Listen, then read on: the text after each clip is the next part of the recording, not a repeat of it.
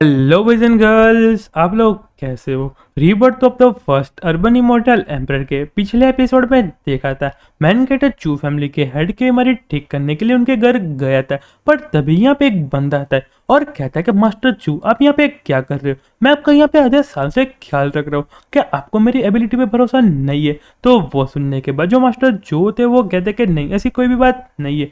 पर बीच में जो मैन केटर था वो कहता है ये जो तुम्हारी मेडिकल स्किल है काफी ज्यादा अच्छी है और तुमने मास्टर चू की जो बीमारी उनको स्टेबल रखा है, पर तुम्हारे में विजन की कमी है। और वो कहने के बाद जो उनके सामने टेबल पड़ी थी उसको तोड़ देता है और उसमें से तलिस्मान निकलते और वो देखने के बाद सारे लोग शॉक्ड हो गए। और अब आगे तो वो कहता है इस तालिस्मान को हम दो तरीके से यूज कर सकते हैं, पहला किसी बंदे को क्योर करने में और दूसरा किसी बंदे को चोट पहुंचाने या मारने के लिए। और एग्जाम्पल के तौर पे कहो तो ये ड्राइंग तालिस्मान है जो यहाँ पे बंदे की लाइफ फोर्स को सोचने लगता है और लास्ट में वो बंदा मारा जाता है। तो वो सुनने के बाद जो मास्टर चू होते हैं वो कहते हैं मैं यहाँ पे सच बताऊं तो टेबल के आने के बाद जो मेरी कंडीशन है वो धीरे धीरे खराब होना स्टार्ट हो गई थी।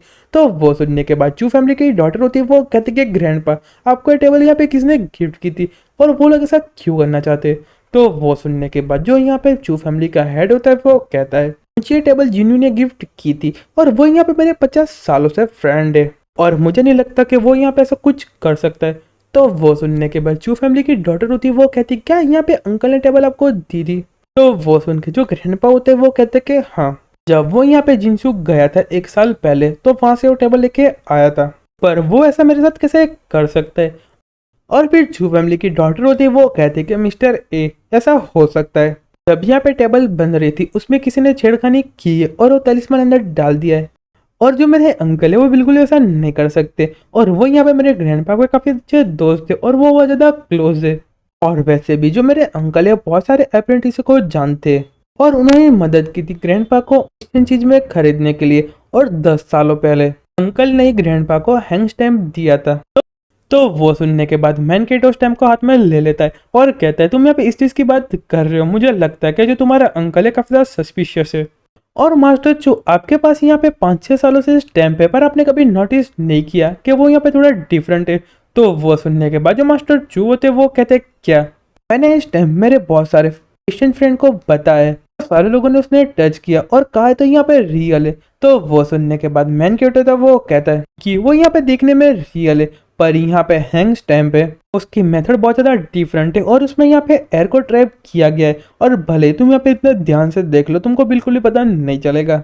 जो यहाँ पे रियल स्टैम्प होता है उसका जो वेट होता है बिल्कुल बीच में होता है, पर मैं स्टैम्प की बात करूँ तो यहाँ पे नीचे से बहुत ज़्यादा हैवी लग रहा है और मुझे लगता है कि उनके सामने तुमने अपने आप को बहुत ज़्यादा एक्सपोज कर दिया है। और फिर यहाँ पे चू फैमिली का हेड होता है वो कहता है कि जिन्नू तुमने मेरे साथ ऐसा क्यों किया, मैंने तो तुम्हारे यहाँ पे कुछ भी नहीं बिगाड़ा। तो चू फैमिली का हेड होता है वो कहता है कि एक्सपर्ट है आपने यहाँ पे पहले ही नोटिस कर लिया था जब यहाँ पे मून पवेलियन में थे। तो वो सुन के मैन क्यूट होता है वो कहता है कि हाँ, पर मुझे यहाँ पे उससे कोई भी फर्क नहीं पड़ता ये रियल है या फेक, इसलिए मैंने अपना मुंह बंद रखा था। तो वो सुनने के बाद फैमिली का हेड होता है वो कहता है कि आपका बहुत ज़्यादा शुक्रिया सबके सामने हमारी बेइज्जती ना करने के लिए, आप सच में बहुत अच्छे एक्सपर्ट है। और यहाँ पे चू फैमिली की डॉटर होती है उनका शुक्रिया कर रही होती है। तो वो सुनने के बाद मैन क्या होता है वो कहता है कि कोई बात नहीं, पर तभी ये बंदा होता है वो कहता है एक्सपर्ट ए यहाँ पे इंचमेंट तालिस्मान है, कैसे दूसरे भी हो सकते। तो वो सुनने के बाद मैन केटो से कहता है कि तुमको एक्सप्लेन करना बहुत ज़्यादा हार्ड है, मैं तुमको प्रैक्टिकल करके दिखाता हूँ, पर पहले तुम इस तालिस्मान से थोड़े दूर चले जाओ।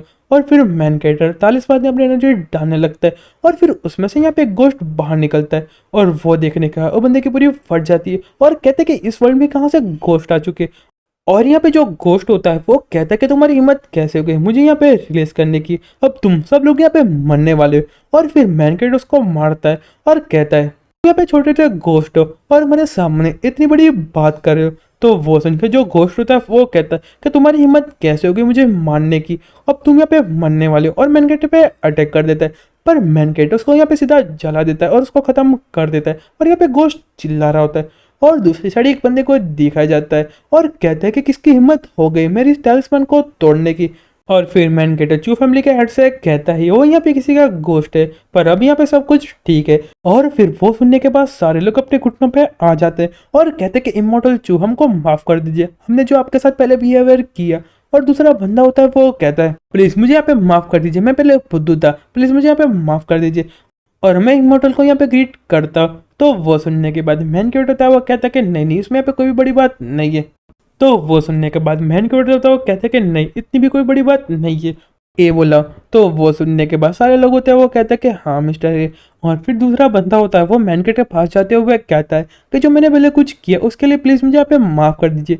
तो वो सुन के मैन के होता है वो कहता है तुमको चिंता करने की जरूरत नहीं है, मैंने तुमको यहाँ पे माफ कर दिया, पर मैं आशा करता कि तुमने अपने आप सबक सीख लिया होगा। तो वो सुनने के बाद जो बंदा होता है वो कहता है कि हाँ मैंने अपना सबक सीख लिया है। और फिर मैन केट चू फैमिली के हेड से कहता है कि मैंने वो 2 तालिस्मान को तोड़ दिया है और जो तुम्हारी बॉडी और रिकवर करना स्टार्ट कर देगी, तुमको यहाँ पे अपनी बॉडी का चेकअप कराता रहना चाहिए। तो वो सुनने के बाद जो चू फैमिली का हेड होता है वो कहता है आपका बहुत ज़्यादा शुक्रिया मेरी लाइफ बचाने के लिए। और फिर कहता है मैं आपसे एक रिक्वेस्ट कर सकता हूँ कि आप मेरे ग्रैंड डॉटर को डिसिपल की तरह ले सकते हैं। तो वो सुनने के बाद मैन केट अपने मन में सोचने लगता है और कहता है वो सच में बहुत ज़्यादा टैलेंटेड है और बहुत ज़्यादा काइंड है और मैं डिसिबल की तरह ले सकता हूँ, पर वो मेरे पे डिपेंड नहीं करेगा, वो उस पर डिपेंड करेगा कि उसने यहाँ पे कितनी ज़्यादा मेहनत की। और फिर कहता है कि हाँ क्यों नहीं, मैं आज से तुमको आउटर डिसेबल डिक्लेयर करता हूँ। और उसे कहता है यहाँ पे कल्टीवेशन टैलेंट पे नहीं दिखा जाता, तुम यहाँ पे कितने उसमें ज़्यादा मेहनत करते हो और कितने एफर्ट डालते हो उस पर डिपेंड करता है, तो तुमको यहाँ पे बहुत अच्छे से मेहनत करनी पड़ेगी। और फिर यहाँ पे चू फैमिली का हेड होता है वो कहता है कि तुम जाओ और फटाफट को मास्टर को यहाँ पे टी सर्व करो और उन पे रिस्पेक्ट दिखाओ। तो वो सुनने के बाद चू फैमिली की डॉटर होती है वो कहते कि हाँ। और फिर मैन केट चाय देते हुए कहते कि मैं आज से मास्टर को ग्रीट करती हूँ। और फिर मैन केट होता है वो कहता है कि तुमको आज से मुझे मेंटर बुलाना है और आज से तुम यहाँ पे मेरी फर्स्ट डिसिपल हो और अगर तुम्हारे साथ यहाँ पे कुछ भी होता है तो मैं तुम्हारे पीछे खड़ा हूँ, तुमको यहाँ पे कुछ भी नहीं होने दूंगा। तो वो सुनने के बाद चू फैमिली की डॉटर होती है वो कहती है कि हाँ मेंटर मैं इस चीज़ का याद रखूंगी। और फिर मैन केट चू फैमिली के हेड से कहता है कि मुझे लगता है कि जो आपको फ्रेंड है उनको इंचार्टमेंट करना बिल्कुल भी नहीं आता है, मुझे लगता है कि यहाँ पे किसी की मदद लिए और अगली बार आप उससे मिलो तो ये सारी इन्फॉर्मेशन निकालने का ट्राई करना।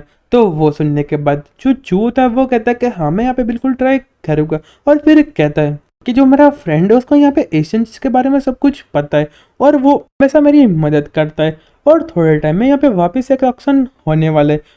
और फिर चू फैमिली की डॉटर होती है वो कहती कि मेंटर मैं यहाँ पे आशा करती हूँ कि आप यहाँ पे मेरे ग्रैंडपा के साथ ऑक्शन में आएंगे, अगर यहाँ पे कोई एक्सीडेंट हो गया तो हम उसको यहाँ पे अवॉइड कर सके।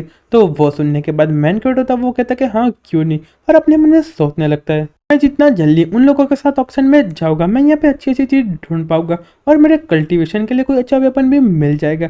और फिर यहाँ पे चू फैमिली की डॉटर होती है वो कहती है कि मेंटर ये मेरी तरफ से एक छोटा सा गिफ्ट है, मैं आशा करती हूँ कि आप वो एक्सेप्ट करोगे।